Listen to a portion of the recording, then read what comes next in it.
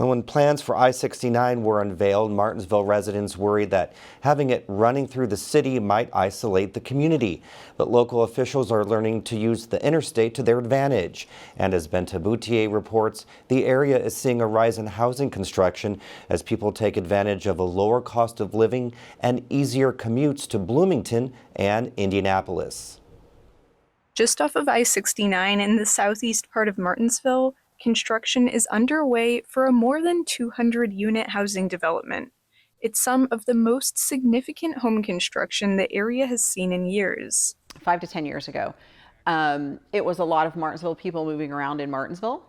Not a lot of new construction, some, but not a lot. And I would say in the last 5 to 10 months, or even a little bit longer, probably the last 3 years, we're seeing a lot of new construction.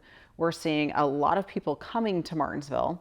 There's another neighborhood being built out across the street, and Chandler says the developments can be attributed largely to I-69's opening. Then the home that we're sitting in is a production style company that does thousands of homes every year, and they found the worth in Martinsville to plop down here and start entire communities. More realtors are coming to sell homes from Indianapolis, and Chandler sees more people moving from out of state for a cheaper cost of living. The median home price increased for her in the last year. Indiana's Realtor report says Morgan County's year-over-year change in home sales was 30% for May 2024 compared to May 2025.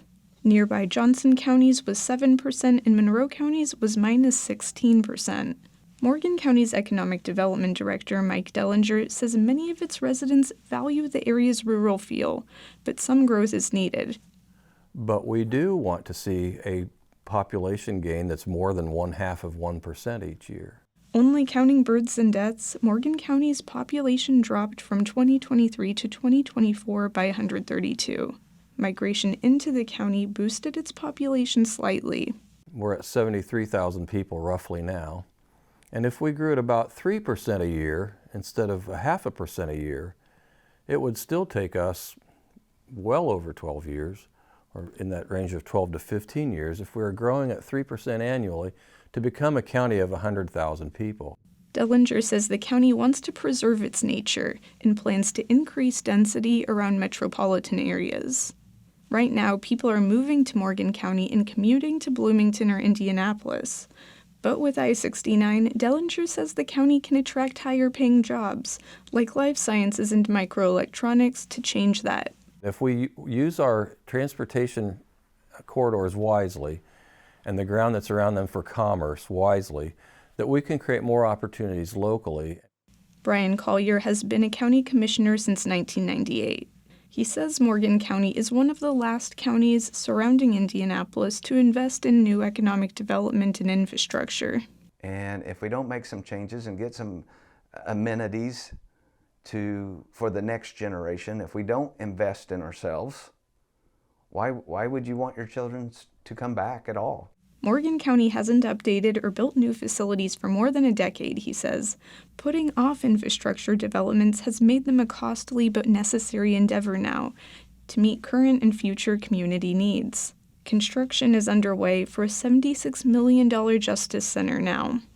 Collier says these developments haven't been popular with everyone, and he's not sure he'll be reelected commissioner. But he says it's local leaders' responsibility to use I-69 to the area's advantage. He compares it to a lump of clay on a potter's wheel. And you can put it on a potter's wheel, add some water and get it spinning, and we can help shape it, or you can complain, leave it there, let it harden, and you just have a big lump of clay. Chandler says people are noticing Morgan County and Martinsville now.